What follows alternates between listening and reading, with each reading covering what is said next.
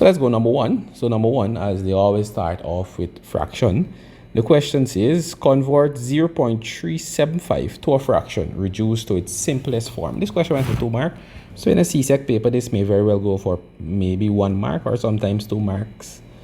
So let's go. So we have 0.375 and we want to convert that to a fraction. So a simple way to do this is to look at all of the numbers after the decimal point.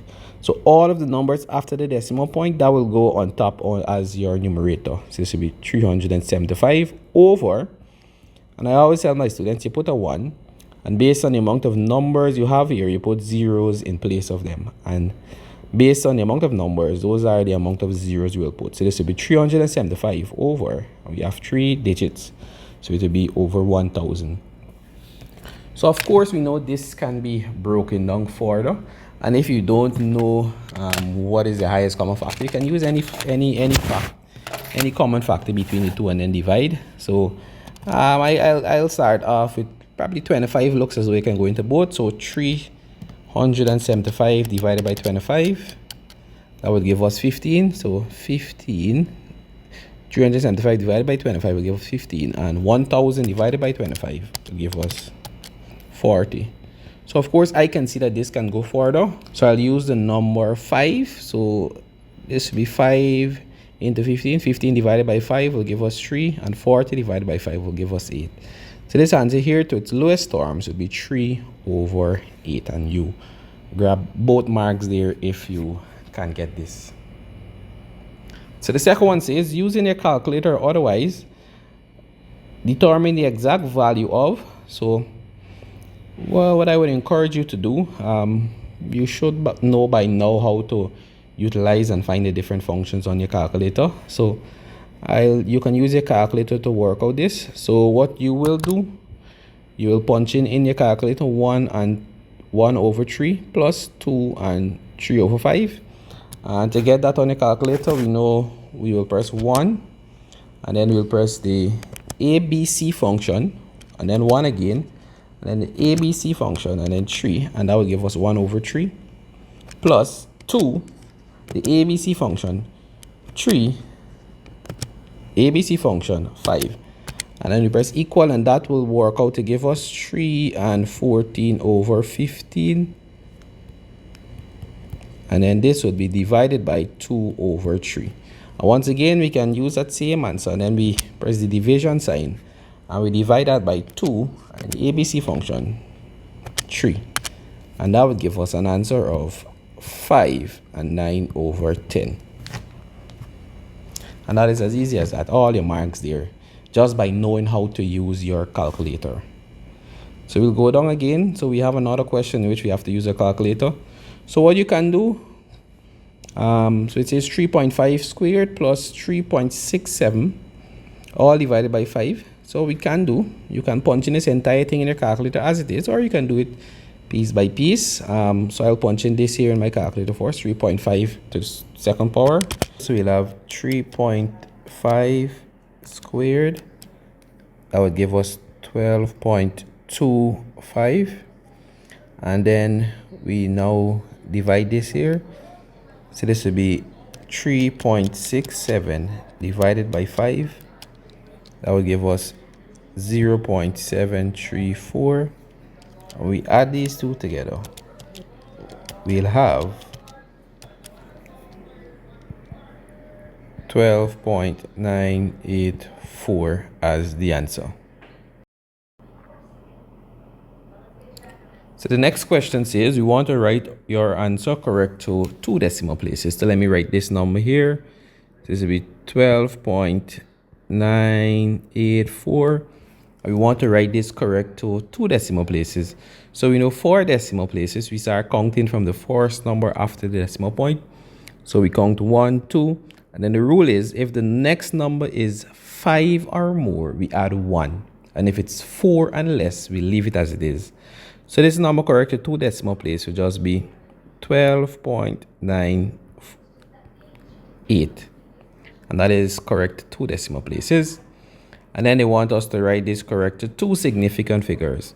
So the difference between decimal places and significant figures would be with significant figures, we start counting from the first non-zero digit.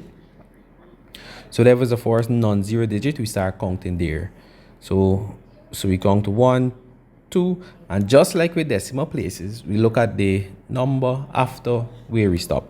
So the number after is 9, so we know that is greater than 5, well 5 and greater, so we'll add 1 to the previous number. So instead of 12, this will become 13, and this is correct to 2 significant figures.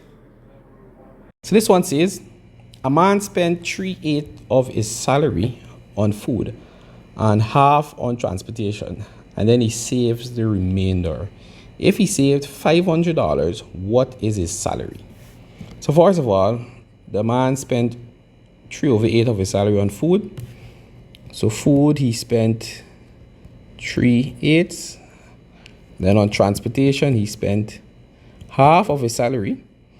So in total, he spent, so we can add 3/8 plus 1/2. And punch it in our calculator, 3/8 plus 1/2, that would give us 7/8. So 7/8 of his salary is spent on food and transportation. So if he saved the remainder, we know the remainder, this entire salary will be a whole. So instead of a whole, we can represent a whole as 8/8.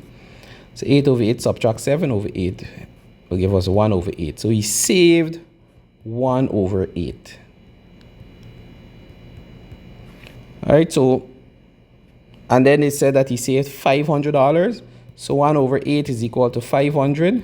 So to find his whole salary, to find his total salary, it will simply be, so his salary will be, so if this here represents 1/8, if we have something and we divide it into 8 equal parts, 1, 2, 3, 4, 5, 6, 7, 8, and if this piece here is 500, we know to get the remaining, we just multiply this 500 by 8. So this would be 500 times 8, and that would give us his whole salary. So 500 times 8 would give us $4,000. So we can say his salary is $4,000. And that is number 1 already. So if you got all of that, that is 11 marks. And nice and easy marks. So let's go through the next question in the paper. So the next one says, Mr. Samuel bought 40 mobile phones at $3,550 each. He sold each for $3,990. Calculate his total profit if Mr. Samuel sold all the phones.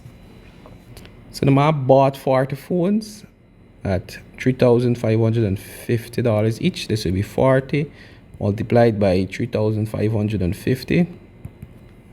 That means in total he bought all of the phones for $142,000, and then he sold each for $3,990. So this will be 40 multiplied by 3,990.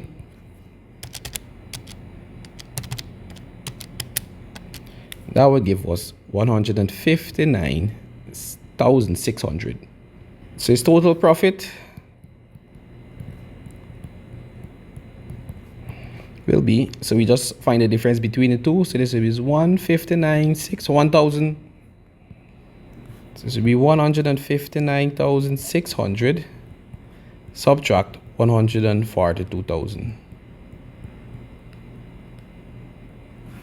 And then we find the difference of these two. We will get a total profit of 17,600. So that was his total profit if he sold all the phones. The next one says, Mr. Samuel's electronics store applies 50% tax on each mobile phone sold. Calculate his final price for one phone after the tax. So we want for one phone. He sold one phone for $3,990, and it's a 15% sale tax. So in tax, when we talk about tax, we mean money will be added on to the price. So 15%, we know 15% percentage is over 100. multiplied by the cost for one phone, which is $3,990. And this will give us 15. So we can say 0.15, because 15 divided by 100 is 0.15, times 3,990 will give us a total of 598.50. So the final cost for the phone, the final price for the phone, final price will therefore be $3,990 plus 598.50, and that would give us a total of $4,588.50 would be the final price for the phone. And the next one says, a dining room is advertised with a 20% discount, and the discounted price is $75,000. Calculate the original price before the discount. So we see the dining room set is advertised at 20% discount, and the discounted price, meaning after the discount, it's $75,000. So we know 80% of whatever, 80% of the original price, we can say X, is equal to 75,000. So if 80% of the original price is equal to 75,000, we can construct a nice and easy equation with this algebraic equation. So we can say 80 over 100 multiplied X is equal to 75,000. So we know we can do some cancelling out before we multiply this 0 over that 0. 8 times X will give us 8X over 10 is equal to 75,000. Hence 8X would be equal to, this 10 is dividing, we take it over and multiply. So 75,000 times 10 would give us 750,000. And hence X would be equal to, so this 8 is multiplying the X. When we take it over the equal sign, it will divide. So we can say 75,000 divided by 8 would give us $93,750. Hence, the original price would be that. So another way that we can look at this, instead of doing it the algebraic way, we can say, so we say 80% of the price would be equal to this. So if you want to find the original price, we can do it in reverse. Instead of 80 over 100, we can say 100 over 80. So 100 represent the whole, 80 represent the percentage value of the discounted price. And we multiply this by the discounted price, which is 75,000. And hence that would give us, when we work this out, punch this in the calculator, 100 times 75,000 divided by 80. That will give us the same answer as 93,750.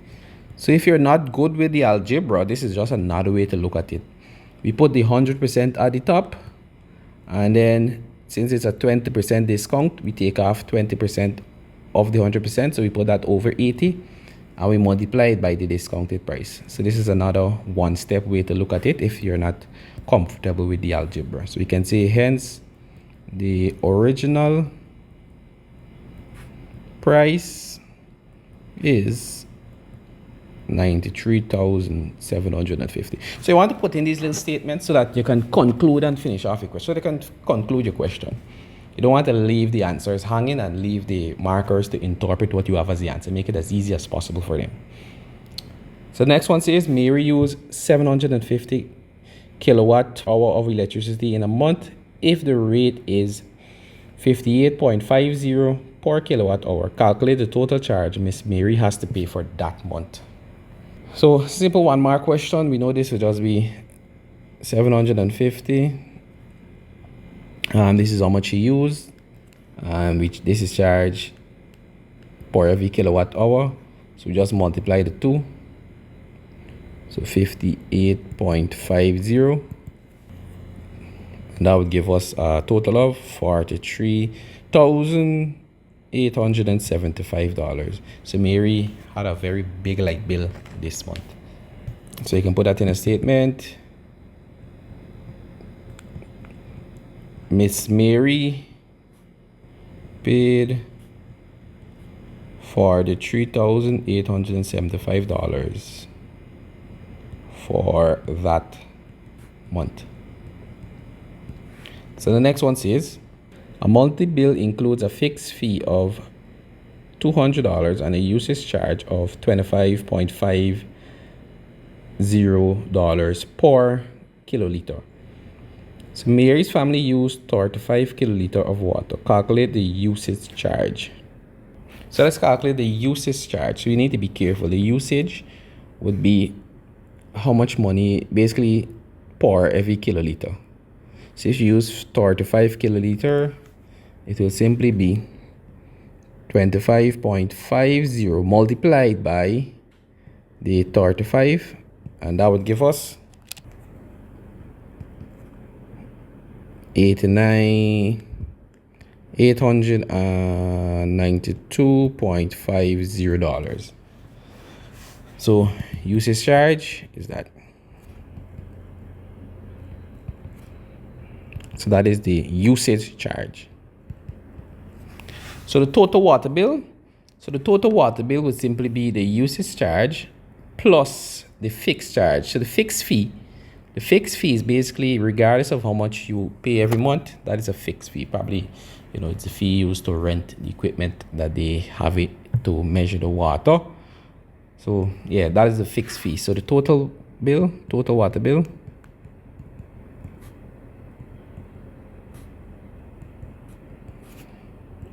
this will simply be $892.50 plus $200.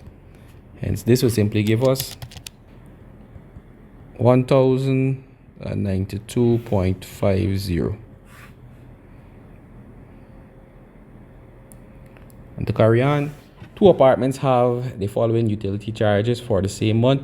So you have the utility, which would be electricity, water, and gas, and the cost in apartment A and the cost in apartment B. So which apartment had the higher utility costs and by how much? 1 mark. That means it's a very simple question. So all we need to do is add up all this. So apartment A, the utility cost there would be $4,300 plus $9,050 plus $7,500. Hence, that would give us $12,750. Apartment B, let's add up all of the costs in apartment B. So this would be $10,550 plus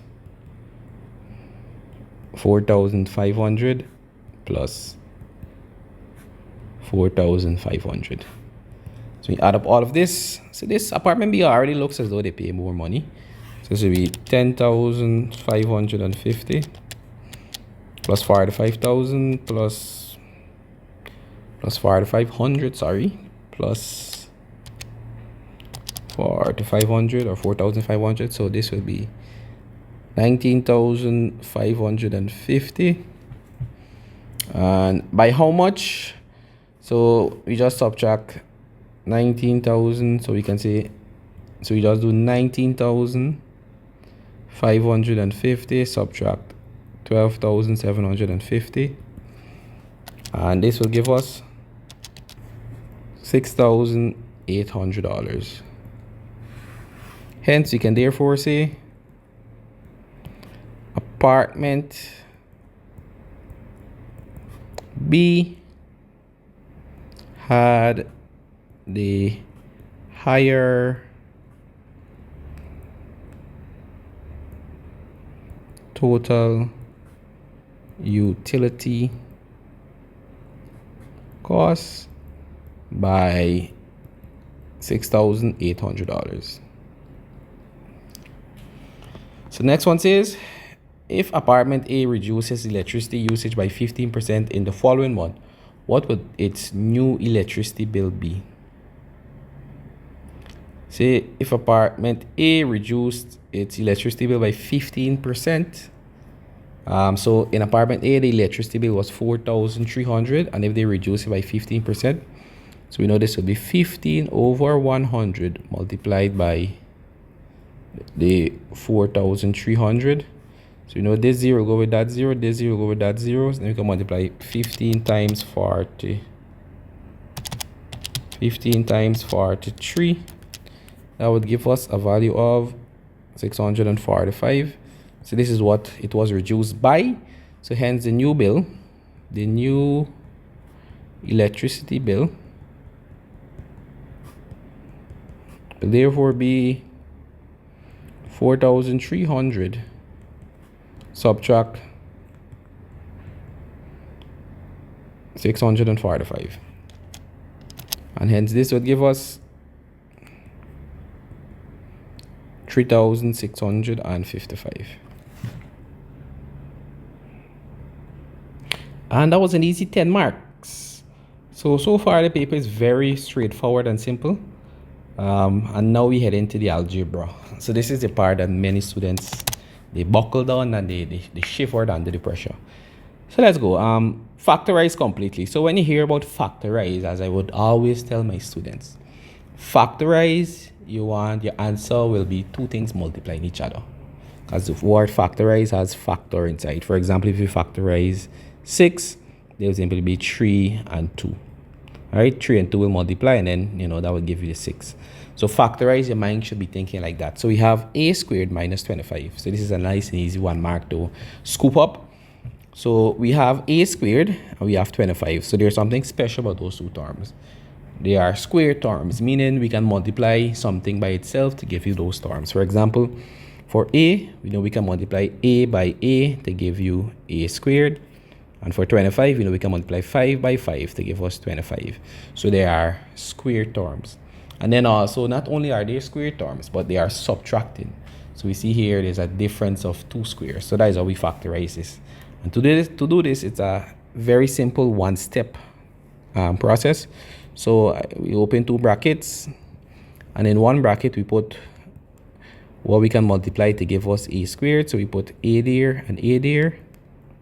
And the other bracket, same thing for 25. We can multiply 5 by 5 to give us 25. So in one bracket we add, and the other one we subtract. Nice and easy. Nice and easy 1 mark. And then we move on to the other one. 2m squared plus 3m minus 5. So many students may be seeing the m, and you may get a bit scared and say, okay, we never did this before. But probably if you replace the m with x, it will be easier. So what you can probably do, if you're accustomed to x and you think that will help you, you can rewrite it in the corner of your page on your scrap paper. 2x squared plus 5x minus 5, and then you can work it, because the same working will happen. But nevertheless, let's work with the m. So the first thing you want to do, we see that this here is a quadratic, because it's in the general form, ax squared plus bx plus or minus c. So instead of x, you just replace it with m. So it doesn't matter what letter you have here, as long as whatever letter is here, for in this case m, the same letter is here as well. So it's a quadratic there. So you want to identify a, b, and c first of all. So we see a would be the number in front of the x squared term. In this case, is the m squared term. So a is equal to 2, b is equal to 3, and c is equal to, so many persons may run and go and put 5, but in front 5, we have a negative in front, so then the negative will govern that 5. So c is equal to negative 5. So because it's called the AC method, that is a method that we love and we know to use when we are dealing with factorization of quadratics. So it's AC method, so it's a multiplied by c, which is 2 multiplied by negative 5, which will give us a negative 10. So this negative 10 is very important. So we basically want two numbers. When we multiply them, we should get negative 10. And when we add those two numbers, we should get the value of b, which is 3. Why did I put c? So the value here is 3. So we want to involve r. We already use a and c to multiply. So we want two numbers. When we multiply, we should get that AC, and we add, we should get the b, so that everybody's involved. B can be left out. B is feeling left out. So we ask ourselves, we can try the same 2 plus negative 5. We see that will give us a negative 3. So that won't work. So we can do it in reverse. Now we can say negative 2 times 5 would give us the negative 10. So that checks out. So the multiplication part checks out because the product should give you what AC is. And then negative 2 plus 5 would give us positive 3. So that checks out. So these two terms are the terms we would be replacing this here with. So we write back the expression now. So this will be 2m squared minus 2. Now, whenever you're replacing these two terms into the equation, whatever variable is here, you have to put back that variable. So this will be minus 2m plus, and you put back 5, and then we also put the m, minus 5. So the thing is, if you are to work out this here, you will end up back with what is at the top here. All right, so that is the main aim. The main aim of doing that whole AC process is to find us two suitable terms to replace the 3m so that it doesn't change the equation. So then we pair off. All right, so some persons may not want to pair with the brackets, but you can pair lightly the brackets because when it helps you when you have a negative. All right, so we'll just pair the bracket. I'll just put a little broken thing there. So we pair and then we factorize each bracket. So we look at the first bracket, we see 2 is there, 2 is there, so we factor that 2 first, of course. And then we see m is here and m is here, so we factor out an m. So we factor out 2m from the first bracket. This is 2m squared. When you factor out something, it's like you're dividing. So this will be 2m. So this 2 will go with that 2. And this m will go with one of this m. So we're left with m. And then you have negative 2m. When you factor out 2m from there, this will basically, 2m will cancel to 2m. So we're just left with 1. This will be a. And we also have the minus here. So this will be a minus 1. And you factor out the plus sign for us. And then we see here we have 5 and we have 5. So that is a common factor here, 5. I don't have any variable in common. So you factor the 5 from the first term, we're left with m. You factor 5 from negative 5, you're left with minus 1 because negative 5 divided by negative 5 divided by 5. 5 divided by 5 is 1, so we just put back the negative 1. So then we see the two brackets are the same. That means we are correct. So we take what is outside the bracket. And we put that in the bracket. So this will be 2m plus 5. Then we bring down one in the other bracket. M minus 1. And that is how we get our marks. Our 2 marks. Nice and easy 2 marks. Next one. If a asterisk b is equal to 4a minus b, determine the value of 3 asterisk 2. So you see this here is a relationship. So 3 asterisk 2 would be equal to 4. And we see the value of a is 3. So instead of 4 times a, we'll have 4 times 3 minus, and the value of b is 2. So minus 2. So work it out, 4 3s. 12 minus 2 would give us 12 minus 2 is 10. And the answer here, nice and easy 1 mark, 10. All right, the next one says they want us to determine p if p asterisk 1 is equal to 19. So let's write back the relationship. A asterisk b is equal to 4a minus b. So p asterisk 1 would be equal to, we see a is equal to p, so this will be 4p, because we see p will be replaced by a, minus b in this case, which is 1. And they told us p asterisk 1 is equal to 19. So we have p asterisk 1 here. So we see that is equal to 19. So in the next line, we replace that and put 19. Since they said that is what this is equal to. So 19 is equal to 4p minus 1. So this is the equation that we had to come up with.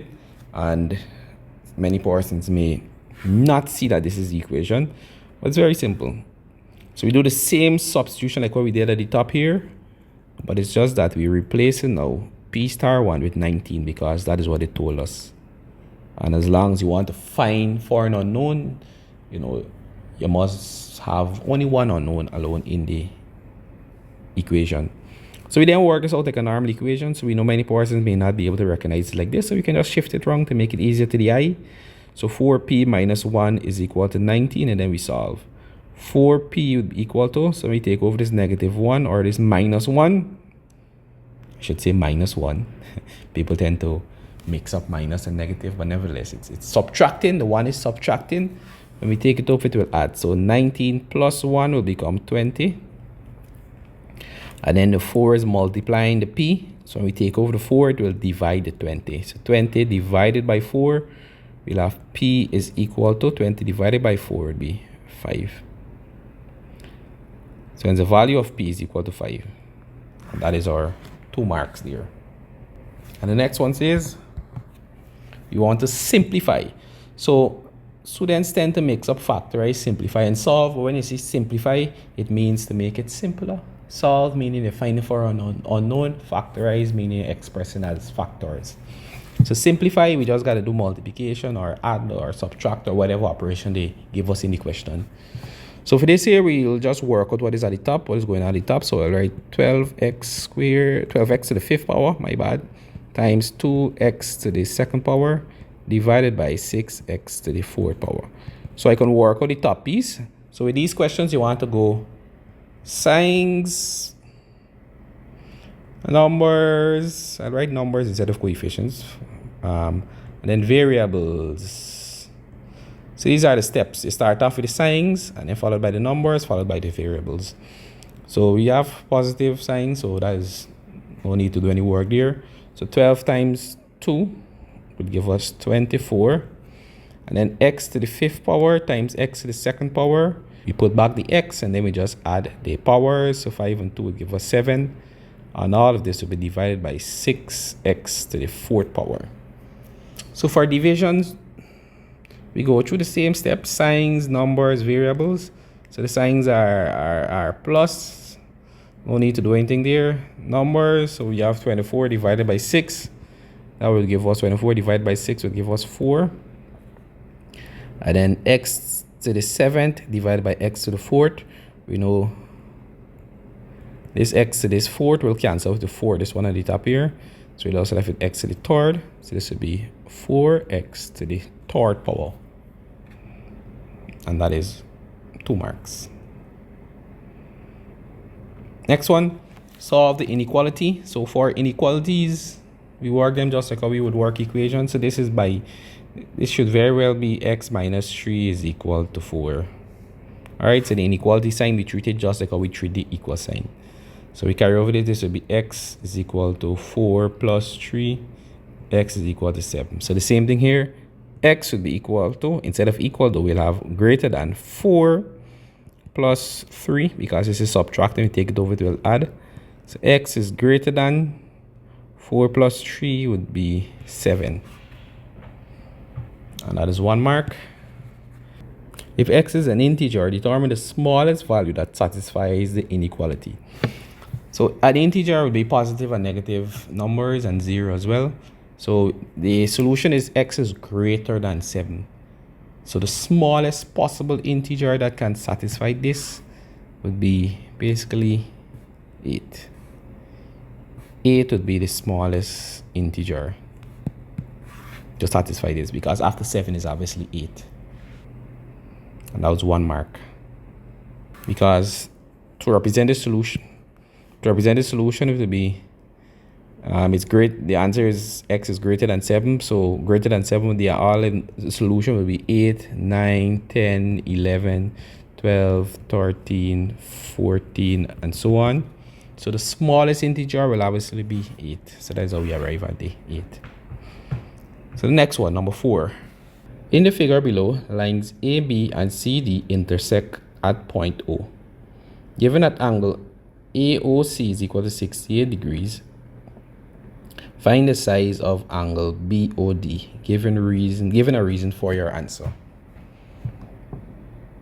So in this question, they actually gave you the name of the angles. Normally, 99.9% of the times, you will have to figure out which angle is BOD and AOC and so forth.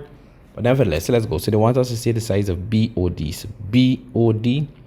So where is BOD? BOD would be this angle right here. All right. So they give us angle AOC.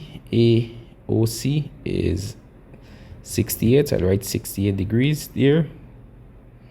So if there is 68 and told us that AB intersects the parallel line CD and EF, so that means these two lines here are parallel, and because they are parallel and this line cuts here, because here is 68, because of the properties that we know, here will also be 68. So we can say BOD is equal to 68 degrees, and our reason would therefore be vertically opposite angles are equal. And why are they vertically opposite? Because we have a one parallel line here and we have another parallel line here. And as long as a line cuts these two, as long as a straight line cuts these two, all vertically opposite angles will be equal. So this angle will be equal to this angle. Let me use another color. This one will be equal to that one, and this one will be equal to this one, and so forth. This one will be equal to that one. So all vertically opposite angles are equal. So the next one, a straight line intersects two parallel lines given angle A and angle B are co-interior angles.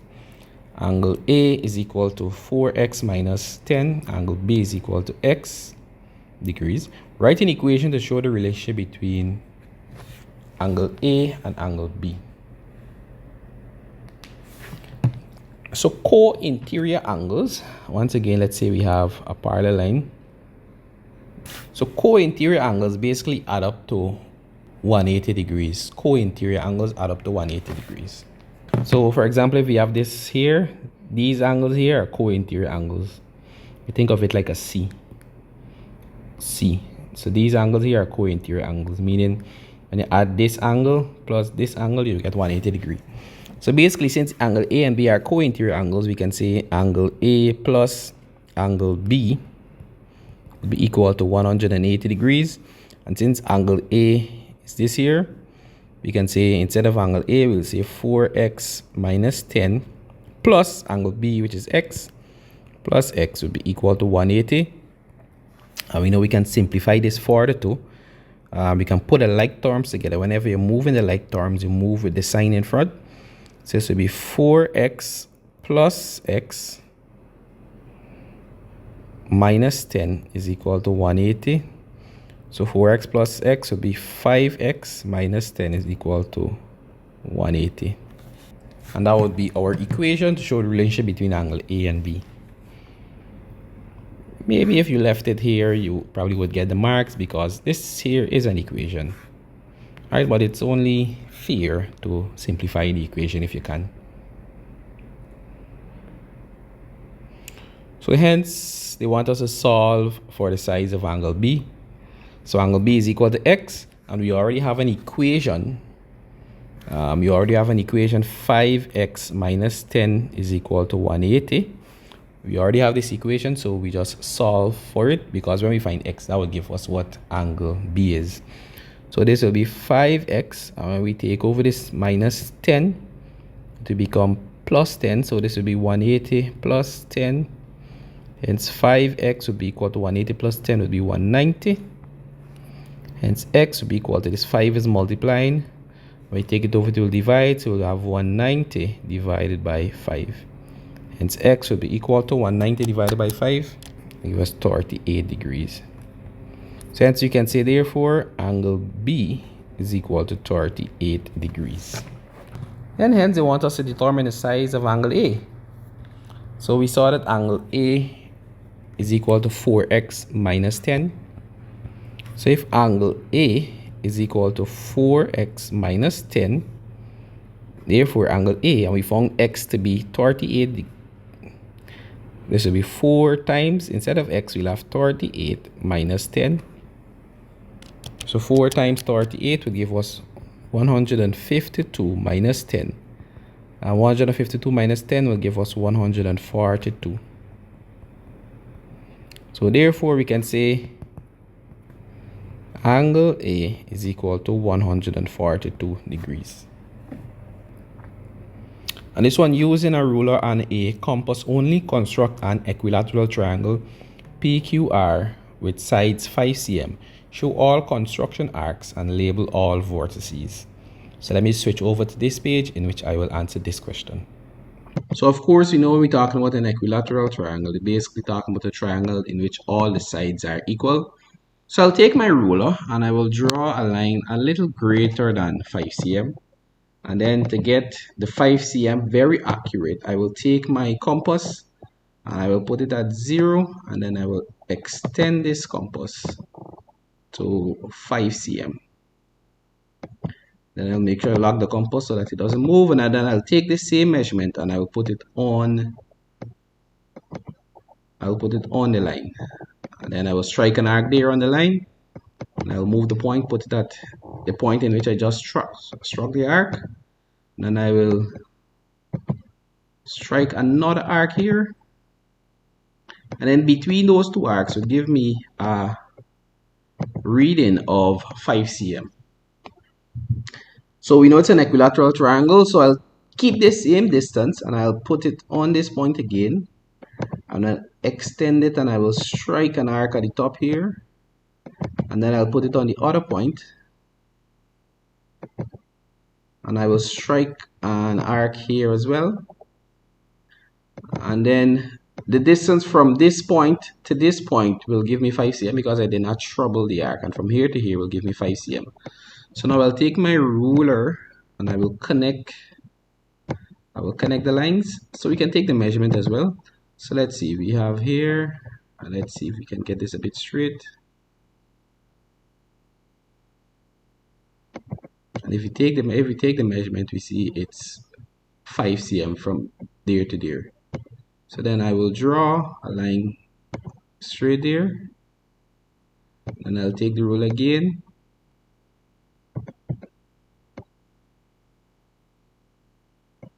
and then I will draw a line to connect there.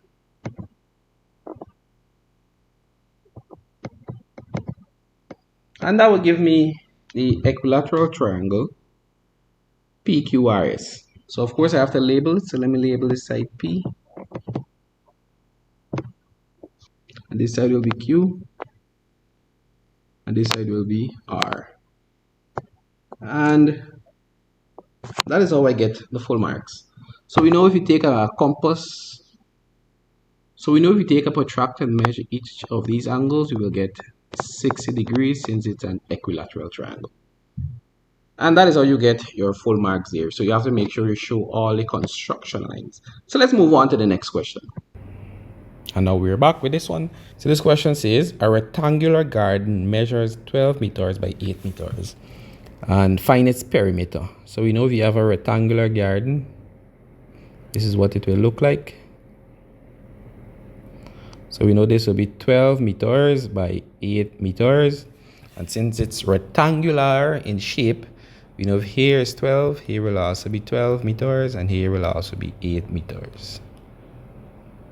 All right, because in rectangle, the opposite sides are equal. So hence the perimeter would be 12 meters plus 8 meters plus 12 meters plus 8 meters. Many students may want to use the formula, that is okay, but for me, perimeter, you don't need to be troubling formulas unless you're dealing with circles and so forth. But normal shapes like these, you just add up all of the sides. Perimeter, you just add up each and every single side, and that's how you find the perimeter. The perimeter is a total distance around. So the perimeter here would be 12 and 8 would be 20. 12 and 8 would be 20. 20 and 20 would be 40 meters. So the perimeter there is simply 40 meters. And the next one, A circular flower bed of radius 3.5 meters is placed at the center of a square lawn of side 10 meters. Find the area of the lawn not covered by the flower bed. Correct to 1 decimal place. So this one went for a lot of marks. So they said a circular bed of radius 3.5 meters. So let me draw this circular bed. And the radius is 3.5 meters. It's placed at the center of a square lawn with side 10 meters. So this is placed at the center of a square lawn. Let me try to draw this square lawn as accurate as possible.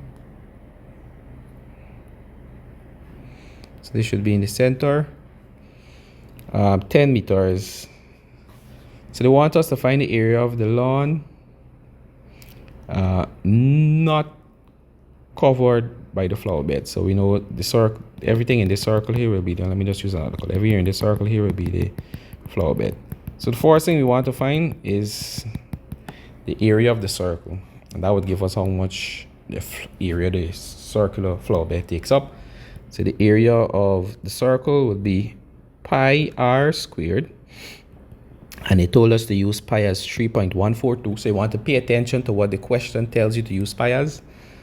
So this will be 3.142 multiplied by the radius, which is 3.5 meters, and it said square it. So we know square, or we can write it 3.5 times 3.5 meters. And then when we work this out, we'll have 3.142 multiplied by 3.5 times 3.5. That would give us 38.4895. So they told us 1 decimal place, so we can round this off 1 time to 1 decimal place. So this would be 38.5 meters squared. And then we have to find the area of the square. So we know formula to find area of a square is length times length. See, the length of one side is 10 meters, and the length of the other side would be 10 meters as well, because all the sides are equal in a square. So this would be 10 times 10 is 100 meters squared. So hence the area not covered would therefore be 100 meters squared, subtract 38.5 meters squared. So this would be 100 minus 38.5. That would give us 61.5 meters squared. And that is the answer there, nice and easy. So the next one, a cylindrical tank has a radius 12 cm and a height 25 cm. Calculate the volume of water it can hold in liters. And they give us what to use pi as and some conversion of cm cubed to liters. So the cylindrical tank has a radius of 12 cm. So let me just draw the shape. So it's nice to draw a shape so that you can easily relate to it. So the height of this here is 25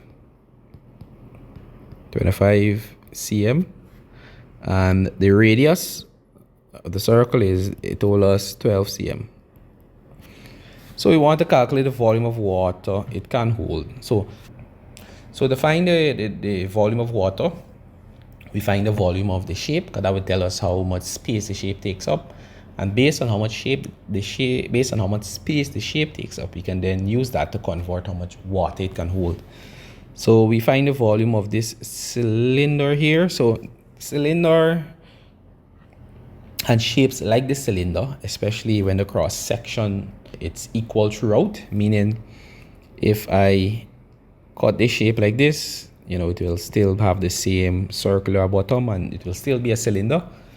So shapes like these, the cylinder, the cube, the cuboid, and other shapes that are uniform throughout, all you need to do to find, when you're finding volume, is to find the area of the base multiplied by the height. So the volume of this would be area of the base, and we know the base has a circular, it's circular, So it will be pi r squared multiplied by the height, which is 25. So the volume here would be pi, which is 3.142. They said to use it as that, times r squared, which should be 12 cm times 12 cm multiplied by the height, which is 25 cm. So when we punch all of this in our beautiful calculator that we know and love to use, we'll have 3.142 multiplied by 12 times 12 times 25. And that would give us 11,311.2 cm cube. Volume is measured in cubic units. But of course, we can't stop there.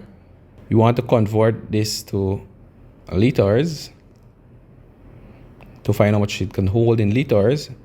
So we have to now divide this answer by 1000 cm cube. And we divide this by 1000. This 0 will carry back this here. This 0 will carry back this here. This 0 will carry back here. So we'll have 11.3112 liters. So we can say therefore the cylindrical water tank can hold 11.3112 liters of water. And rather than writing out all this, we can round this off, correct the three significant figures. So we can say 1, 2, 3. We can say 11.3 liters of water. Number 6 is a class of 30 students recorded the time in minutes they spent reading on a weekend. The results are shown below. So complete the frequency table below. So we know how to get this. We can definitely add in an extra column. We can call this the tally. So let's add in the tally column. So we start off with the 25. So we see 25 will go right here. The 45 will go here. The 52 will go here. The 33 will go right here. The 60 will go right here. The 48 will go here. The 35 will go here. 55 will go here. 29 will go here. 42 will go here.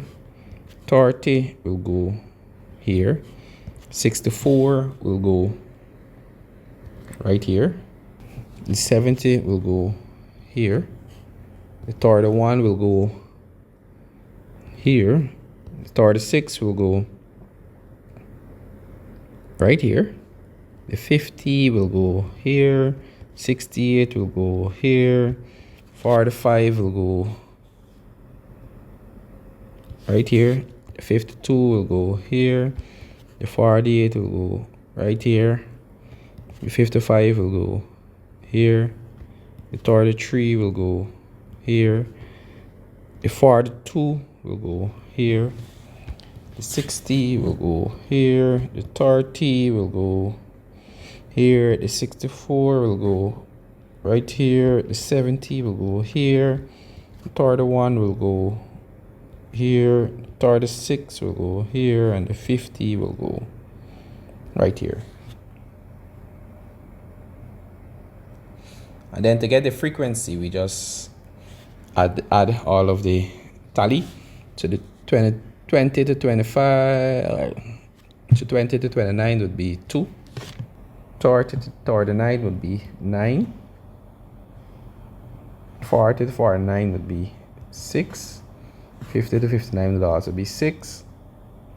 60 to 69 would be 5. And 79 to 70 would be 2. Hence, we should add up, see if we get 30, because it said it's 30 students. So 2 plus 9 is 11. 11 and 6. 11 and 6 would be 17. 17 and 6 would be 23. 23 and 5 would be 28. 28 and 2 would be indeed 30. So we know everything checks up and adds up. So the next one, state the lower boundary for the class interval 39 to 30 or 30 to 39. So 30 to 39, the lower class boundary there. So we know 30 would be the lower class limit. And to get the lower class boundary, we have to subtract 0.5 from that. So we can say 30 subtract 0.5. And hence we can say it'll be 29.5. Next one. On the graph page, draw a histogram to represent the data using an appropriate scale.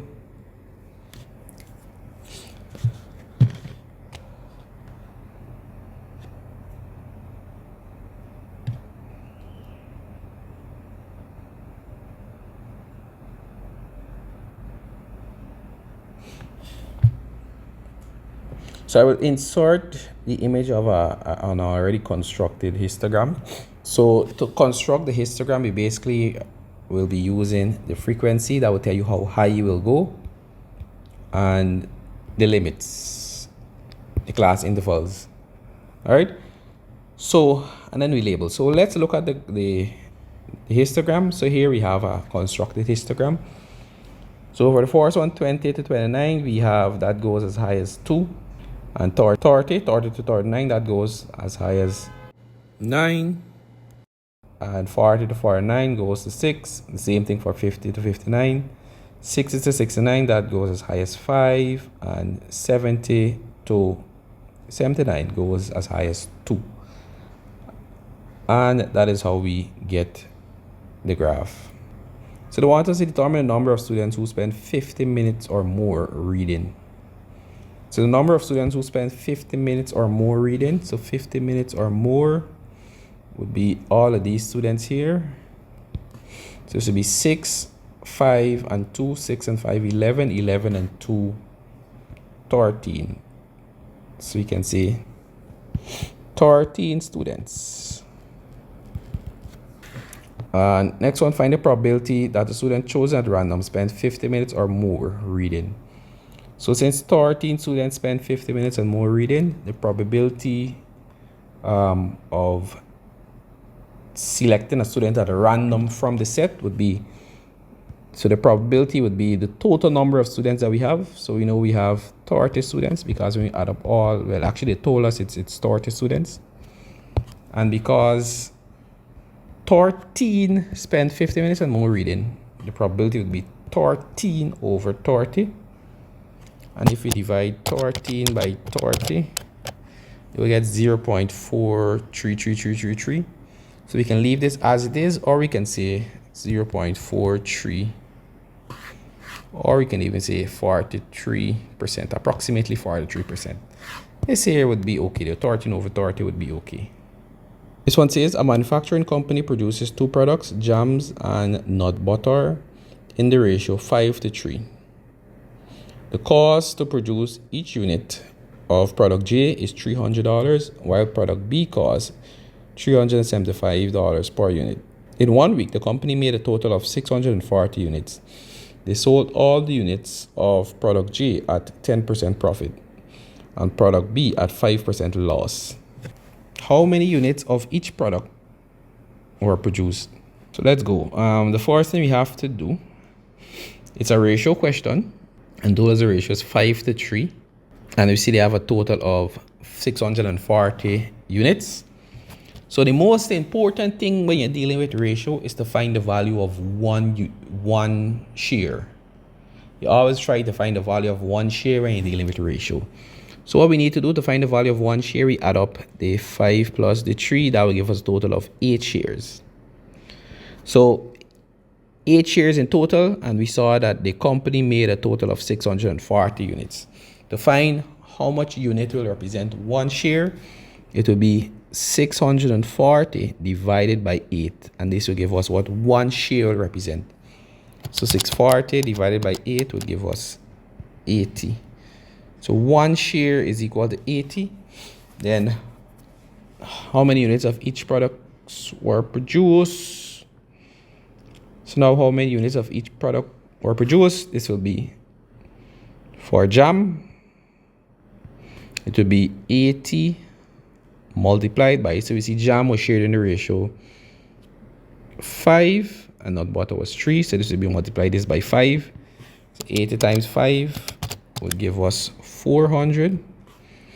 We see nut butter, with the use B, be 80 times 3.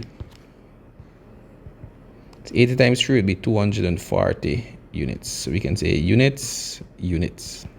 So next one, calculate the total cost producing all units of product J. So product J, we see that each unit costs $300. So the total cost of producing units of product J would be 400, because that is how much product J we have. 400 times the 300. So hence this will give us $120,000. So you can say therefore the total cost is $120,000. Total cost of producing all units of product J is $120,000. Hence, they want us to calculate the selling price for 1 unit of product J. Well, for this one, if the cost to produce the unit is $300, and they said that they made a 10% profit on when they sold product J, so to calculate the selling price of 1 unit of product J, it will be 10 over 100 multiplied by the 300. This will go with this will go with that. So $30 extra. So 300 plus 30 will give us $330. So we can say therefore the selling price would be $330. Next one, calculate the total profit from selling all units of product J. So the total profit, we can either find 10% of the total cost, or we can simply multiply this 330 by the total share of product J, which is 400. So let's try both of them. See if we get the same answer. So 330 times 400 units times 400, that would give you $132,000. So that is the total profit. Actually, no, it's not the total profit. That is the total money earned. And to find the total profit, it will therefore be 120, subtract that. So the total profit will be $132,000, subtract 120. This should give us 12,000, and that is the total profit. So that is one way to look at it, or we can look at it this very nice and short way. So we know the profit made was 10%, so it's 10 over 100 times, and the total cost for producing it would be 120,000. So if I find 10% of this, we know these zeros will cancel out, and 10 times 1200 will give us $12,000. Hence, that would be the total profit. Either way could work. And the next one, calculate the total cost of producing all units of product B. So let's go to product B. So product B, we know it's $375 per unit. So it's 375 times, and we saw it produce 240 units. 375 times 240.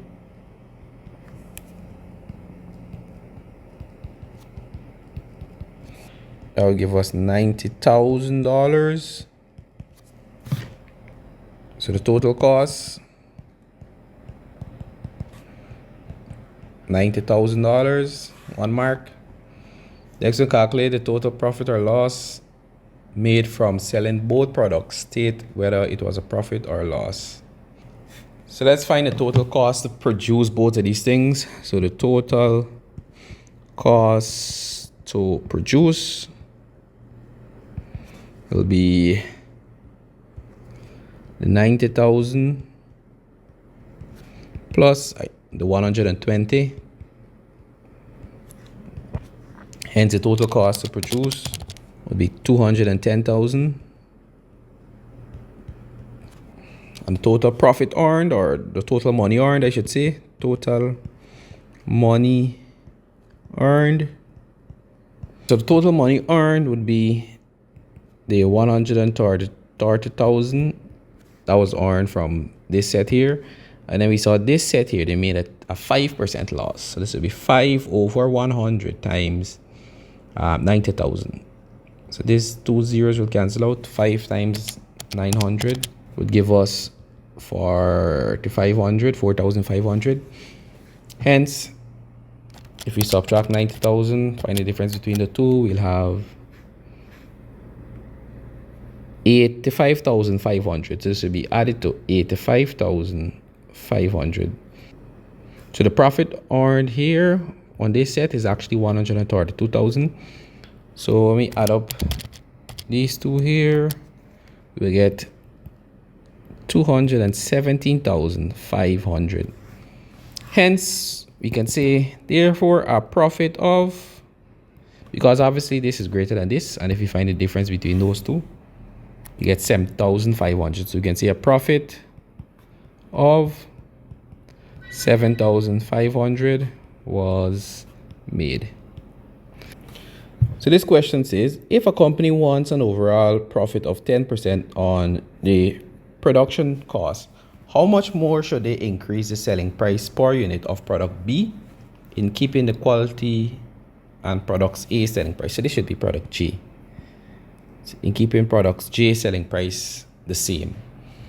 So we saw the cost for production is $210. So let's find the amount of profit that a 10% increase will give. So 10% of the production cost.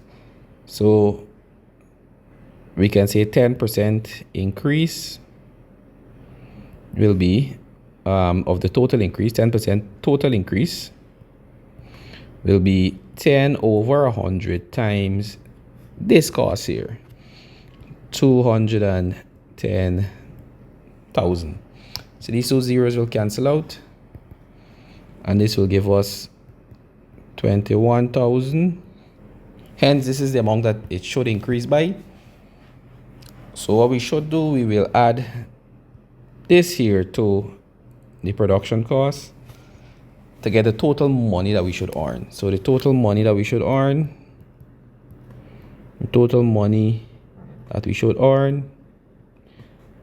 that should be earned would be 21,000 plus 210,000. Hence this would give us 231,000. So this is the total money that we should earn. But the question asks us, how much should we increase the selling price of product B? So we see this is product B and this is product J. So the total money earned from product J and so on will remain the same. So what we can do, we can just subtract back out the money earned from product J, because we don't want to trouble that. So we'll have 231,000 subtract 132,000, because we're not troubling that cost. So when we subtract that, we will get 99,000. So to find the amount of money we should increase selling product B to, we'll divide this 99,000, because this is the amount of money product B should make for us to reach this profit. So 99,000 divided by how many product B units did we sell? So we saw that we sold 240 product B units. So we divide this by 240. Hence this will give us $412.50. So we can say therefore the selling price for product B should be $412.50. If I said 4,000 just now, it should be $412.50. And that is how we get those 3 marks. So this one had a little bit of reasoning to it. It was a nice question though. So let's go on to the next one, number 8. Number 8 says, given f of x is equal to 3x plus 4, g of x is equal to 2x over x plus 1, and h of x is equal to 3 raised to the x power. Determine the value of f of 2. So we'll just take this here and we'll find f of 2. So we saw that f of x is equal to 3x plus 4. So f of 2 would be equal to 3 times, instead of x, we'll have 2 plus 4. So 3, 2, 6 plus 4 would be 10. So f of 2 is equal to 10. Nice and easy, 2 marks. Next, they want us to find g of 3. So we saw that g of x is equal to this. So g of x is equal to 2x over x plus 1. So g of negative 3 would be equal to 2 times negative 3, all divided by negative 3 plus 1. So 2 times negative 3 will be negative 6 divided by negative 3 plus 1. That would give you a negative 2. Hence, negatives will cancel out. 6 divided by 2 would be 3. So g of negative 3 would be a positive 3. The next one, they want us to find h of 0. So they told us h of x is equal to 3 raised to the x power. So hence h of 0 would be 3. Instead of being raised to the x power, we raised to the 0 power. And we know from laws of indices, anything raised to the 0th power or 0th power, how do you say that? 0, and 0, the power of 0 will be 1. So h of 0 is equal to 1. And that one went for a nice and easy 2 marks there. So next one says, the incomplete table below shows the values of x and y for the function y is equal to x squared minus 1 for integers values of x from negative 2 to 3. So they want to complete the table for the function y is equal to x squared minus 1. So all we need to do is substitute the values for x to get the corresponding y value. For the first one here, we see the value of x is negative 2. So we substitute that into here to get the corresponding y value. So we'll do that working. So we'll have y is equal to x squared minus 1. So y is equal to, in this case, negative 2. So negative 2 squared minus 1. So negative 2 squared would be negative 2 times negative 2 would be positive 4 minus 1. Hence that will be 3. So here would be 3. Then the next one, y is equal to, so a negative 1 here. So this would be negative 1 squared minus 1. So negative 1 squared, negative 1 times negative 1 would be positive 1 minus 1. That would be 0 and 0. And then we plug in the 1. So this would be y is equal to 1 squared minus 1. So 1 times 1 is 1 minus 1. That would be 0. And then the next one, now y is equal to, so this would be positive 2 squared minus 1. So 2 2's, 4 minus 1 would be 3. So 3 here as well. So those are your values that you should get for those. Nice and easy 4 marks. Easy 4 marks. As long as you know how to do substitution, which is one of the 4 set of things you should do in algebra, you will get 4 easy marks here. And that was it for that question. And number 9, Draw the fourth diagram in the sequence. So draw the fourth diagram in the sequence. So we see here, and then we add on an extra one, then we add on an extra one. So we see we keep adding on. We keep adding on 4. So the next one, of course, we'll replicate exactly that.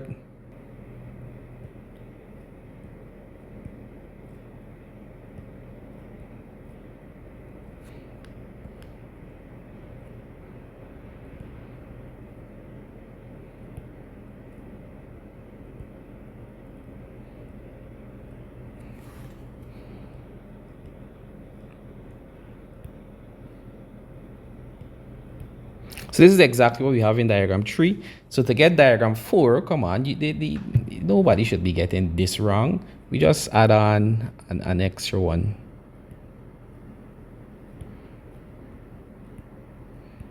And that would be diagram 4. As easy as that, 2 marks. Next one, they ask us how many sticks are in the 6th diagram. So we see all of these here would be the sticks. We see we started off with 1, 2, 3, 4 sticks, and then we added 4 more. 1, 2, 3, 4, and we added 4 more as well. So we basically keep adding 4. So 4, 8, and diagram 3 we have 12, and 4 we have 16. So for the 6th one, it will simply be 6 times 4, which would be 24 sticks. So we should have 24 sticks in the 6th diagram.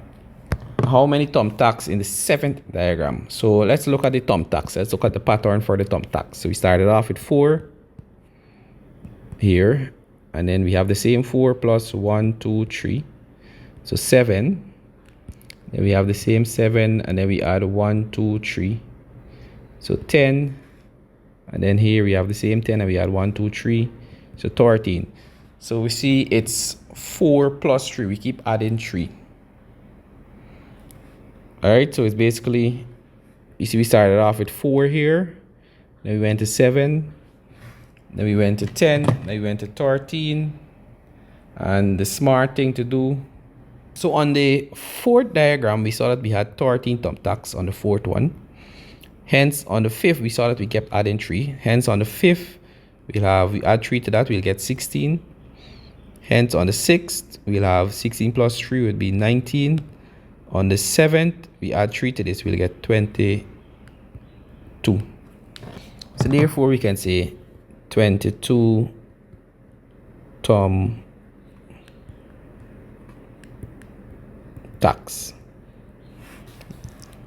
All right, nice and easy. Pattern question, just read and follow the pattern.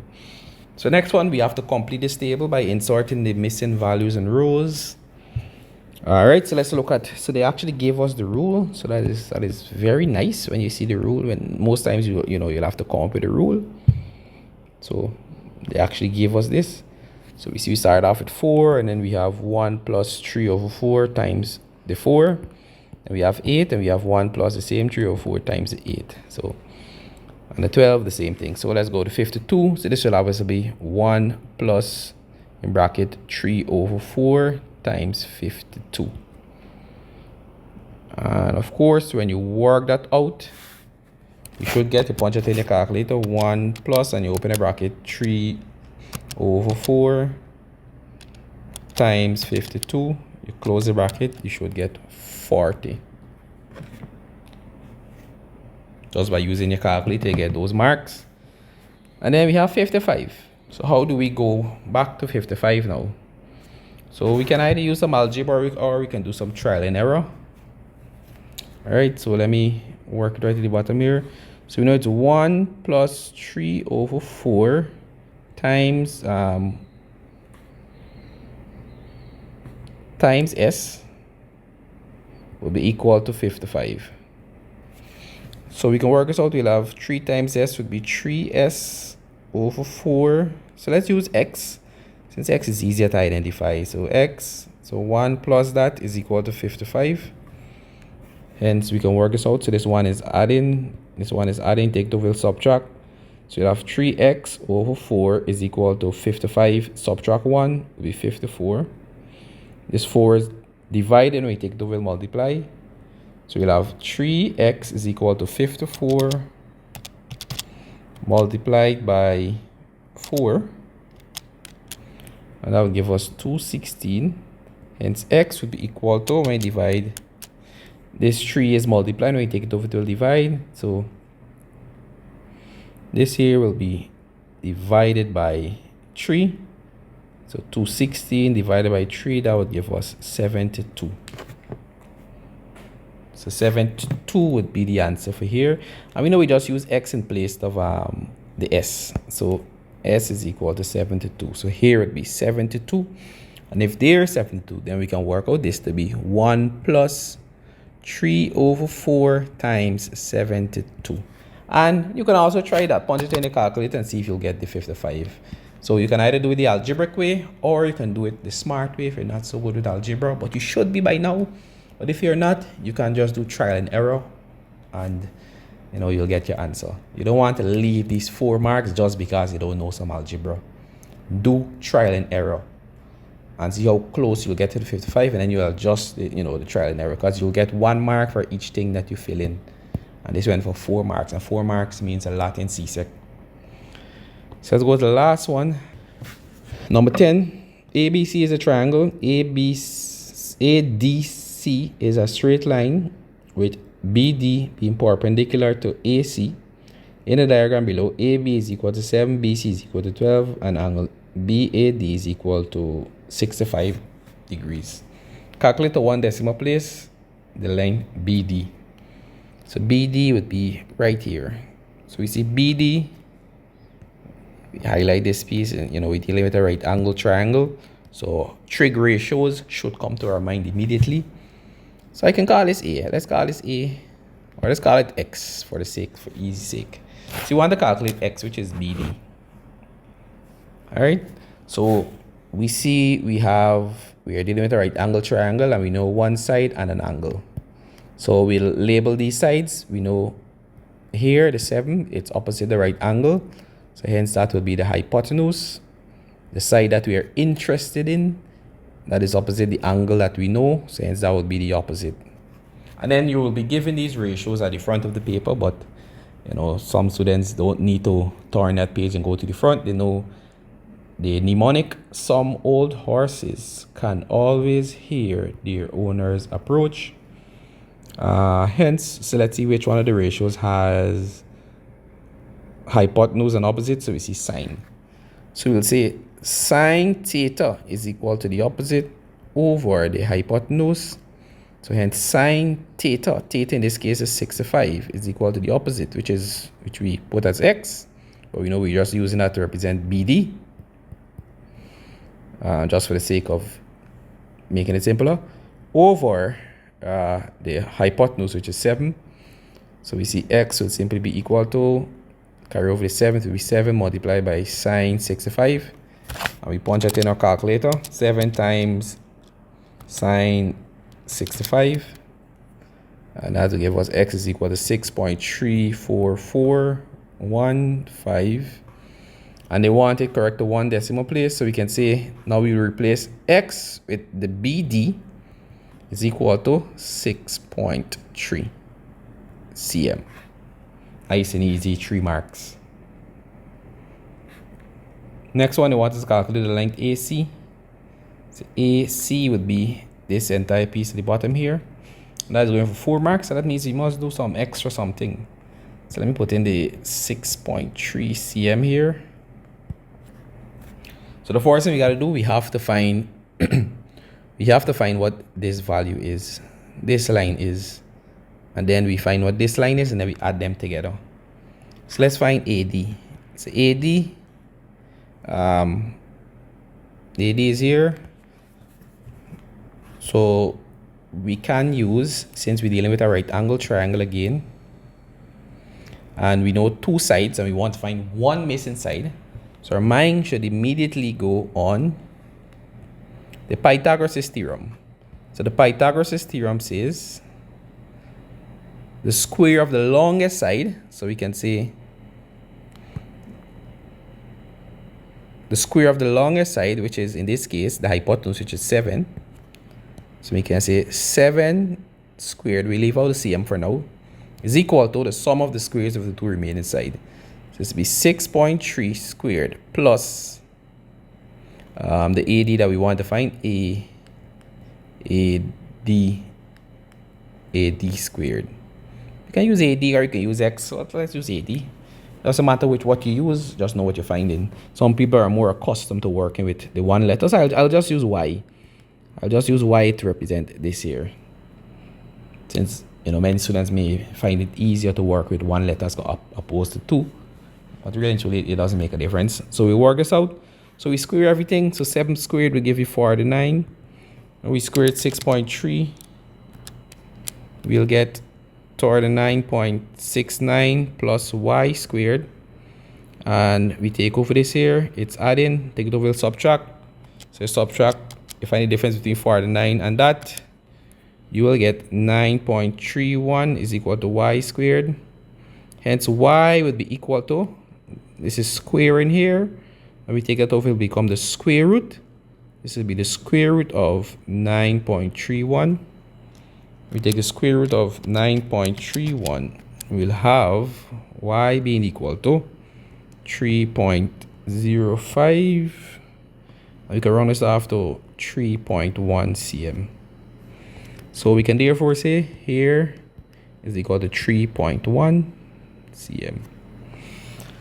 So if there's 3.1, now we find for this piece here. So once again, we are booked up with a right angle triangle. Hence, we can also use the Pythagoras' theorem to find for this side, because we have this side and this side. So let's call this side, let's just call this side B, nice and easy, B. All right, so once again, the Pythagoras' theorem says the square of the longest side, and in this case, the longest side is 12. So we can say 12 squared is equal to 6.3 squared plus B squared. So once again, we square everything. 12 12s will be 1 for the 4 is equal to 6.3 squared. That would once again give us toward the 9.69 plus B squared.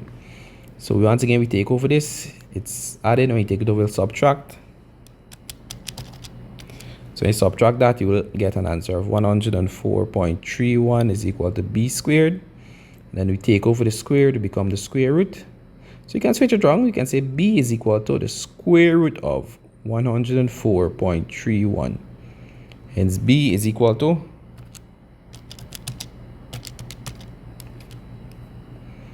10.21 and 10.21, and we round this off correct to 1 decimal place, so 10.2 cm.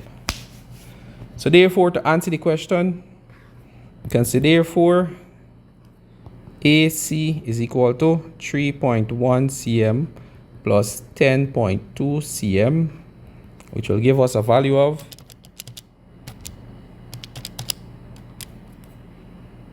13.3 cm.